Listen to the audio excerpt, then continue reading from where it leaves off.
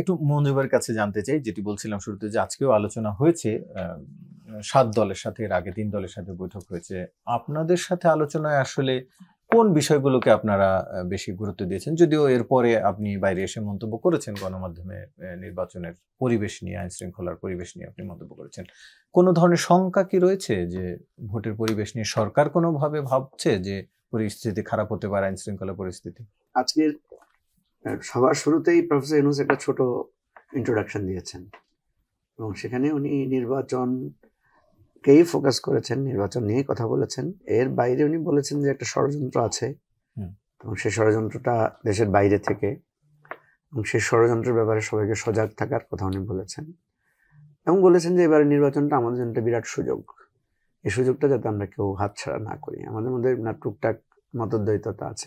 অর্থাৎ আরেকটা কথা উনি বলেছেন, যেটা হচ্ছে যে অতীতে অনেকে উপর দিয়ে এক কথা বলতো, ভিতরে এক কথা বলতো। আপনি জানেন ডক্টর ইউনূস কিন্তু খুব সাধারণ ভাষায় কথা বলেন, উনি একদম সাধারণভাবে কথা বলেন। তো উনি বলছেন উপরের এক কথা বলতো, ভিতরে একটা। কিন্তু আমরা আপনাদেরকে পরিষ্কার করে বলছি যে আমাদের কোনো উপরে আর ভিতরে দুই রকম না।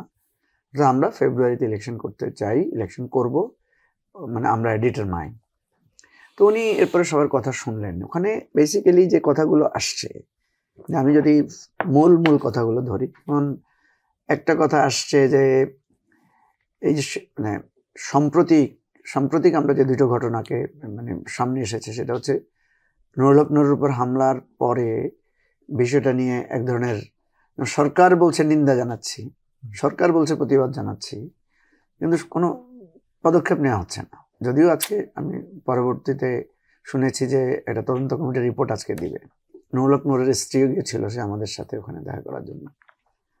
তো এরপর আমরা দেখলাম চট্টগ্রাম বিশ্ববিদ্যালয়ে লম্বা সময় ধরে একটা তুচ্ছ ঘটনাকে কেন্দ্র করে গন্ডগোল হয়েছে, কিন্তু সেখানে আইন শৃঙ্খলা রক্ষাকারী বাহিনী পৌঁছায় নাই। মান্না ভাই সেখানে স্পষ্ট করে বলেছেন যে ভাইস চ্যান্সেলর, প্রো ভাইস চ্যান্সেলররা কান্না করে বলছেন যে আমরা প্রশাসনের কোনো সহযোগিতা পাচ্ছি না, পুলিশ চাচ্ছে, পুলিশ আসছে না। অনেক পরে আর্মি এবং পুলিশ সেখানে ডেপ্লয় করেছে। তো আমরা কিন্তু এই প্রশ্নটা তুলেছি যে স্যার, সরকার কি একটা না, সরকার দুইটা, এবং আপনার কি আসলে নিয়ন্ত্রণ আছে কিনা? আজকে কিছুটা খোলামেলাভাবে আমরা কথাগুলো তুলে ধরেছি এবং আমরা একটা পরামর্শ দিয়েছি ব্যক্তিগতভাবে। আমাদের দলের পক্ষ থেকে আমরা বলেছি, আপনি এই আইন শৃঙ্খলা রক্ষাকারী বাহিনীগুলোর সাথে টপ টু বটম আপনি একটা মিটিং করেন, খোলামেলা তাদের সাথে কথা বলেন, তাদের কি সমস্যা। হয়তো আপনার পক্ষ থেকে কি ওরা কোনো মানে পাচ্ছে না, নির্দেশনা পাচ্ছে না, না তারা একটা এখনো জড়তার মধ্যে আছে, প্রয়োজনে পলিটিক্যাল পার্টিগুলোর সাথে কথা বলেন যে তারা একমত হোক, কারণ আইন শৃঙ্খলা রক্ষা করতে গেলে তো আমাদেরকে এটা করতে হবে। নির্বাচন যদি এরকম হয় 2.5 ঘন্টা ধরে এখনো জড়তার মধ্যে আছে, প্রয়োজনে পলিটিক্যাল পার্টিগুলোর সাথে কথা বলেন যে তারা একমত হোক, কারণ আইন শৃঙ্খলা রক্ষা করতে গেলে তো আমাদেরকে এটা করতে হবে। নির্বাচন যদি এরকম হয় 2.5 ঘন্টা ধরে যুদ্ধ হচ্ছে কেন্দ্রে, কোনো পুলিশ যাচ্ছে না, আর্মি যাচ্ছে না, তাহলে কি হবে? বা কেউ হয়তো ব্যালট বাক্সে নিয়ে চলে গেল, কিন্তু সেখানে কেউ মানে আইন শৃঙ্খলা রক্ষাকারী বাহিনীর বা রাজনৈতিক দলগুলোর কোনো ভূমিকা নাই। এই আলোচনাগুলো হয়েছে। আর কেউ বিচ্ছিন্ন বিক্ষিপ্তভাবে অন্যান্য ঘটনা বলেছে, কেউ বলেছে পিআরের কথা, কেউ তো ওই ইস্যুগুলো যেগুলো ছিল, যেগুলো আপনার জুলাই সনদের সাথে রিলেটেড, ওগুলো কিন্তু জুলাই সনদেই আলোচনা হবে বলে আর ওই আলোচনাগুলো সেখানে উঠে নাই। আমরা স্পেসিফিক কয়েকটা পরামর্শ দিয়েছি। এটা আমি ব্রিফিংও বলেছিলাম যে আমরা বলেছি যে আমরা সেদিন প্রধান নির্বাচন কমিশনের কাছে গিয়েছিলাম।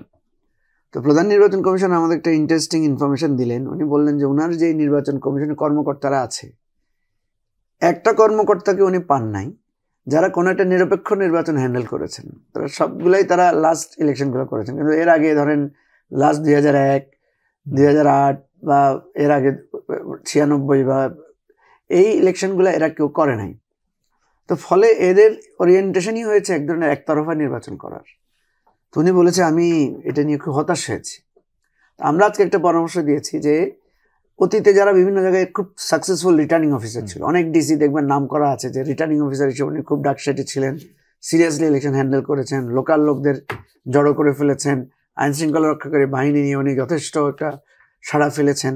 আমরা বলেছি ওরকম নাম করা এবং ড্যাশিং রিটার্নিং অফিসার যারা এখন হয়তো উনি অবসরপ্রাপ্ত হয়ে আছেন, ওনাদেরকে ডেপ্লয় করে ওনাদেরকে চুক্তিভিত্তিক নিয়োগ দেওয়া যায় কিনা। তাহলে যেটা হবে একটা আলোড়ন তৈরি হবে।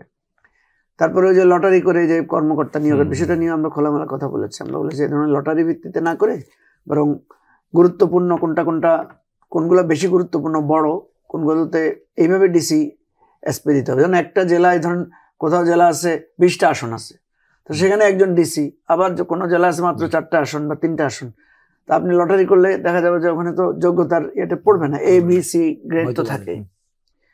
তো এই আলোচনাগুলো সেখানে হয়েছে। প্রফেসর ইউনূসের যে কথাটা ছিল, এবং ওখানে ওয়াহিদুদ্দিন মাহমুদ একটু বক্তব্য রেখেছেন। ওয়াহিদুদ্দিন মাহমুদ দুটো কথা বলেছেন, সেটা গুরুত্বপূর্ণ। উনি বলেছেন যে আমরা শিক্ষক মানুষ, আমরা আপনাদের এই রাজনীতি কখনো বুঝি নাই, আমরা আসছি। এবং উনি দুটো কথা বলেছেন যে আপনারা এখন আমাদের সমালোচনা করতে পারছেন, দেখেন আপনারা এখানে বসে সমালোচনা করলেন যে আমাদের কর্তৃত্ব নাই, আমাদের এটা নাই। এটা তো একটা নতুন বিষয়, আমরা তো আপনাদের এই সমালোচনাটা শুনছি, কিন্তু সমালোচনা আসলে শুনলেই হবে কিনা বা আসলে না, এটা তো অবশ্যই। যদিও আজকে প্রফেসর ইউনূস বলেছেন যে আমাদের সবকিছু উনি নোট করে নিয়েছেন, উনি এটা নিয়ে অ্যাকশন প্ল্যান তৈরি করবেন এবং আমাদেরকে আপডেট জানাবেন। তো তারপরে বলেছেন যে দেখেন পৃথিবীর যেখানে এত বড় গণ অভ্যুত্থান হয়েছে সব জায়গায় কিন্তু অনেক মেসাকার হয়েছে, আরো বেশি। অর্থনীতি ঘুরে দাঁড়াতে পারে নাই, কোথাও কোথাও তো গৃহযুদ্ধ হয়েছে। তো এতটুকু তো হয়েছে যে আমাদের অর্থনীতিটা কিছুটা ঘুরে দাঁড়ানোর একটা লাইনে চলে এসেছে।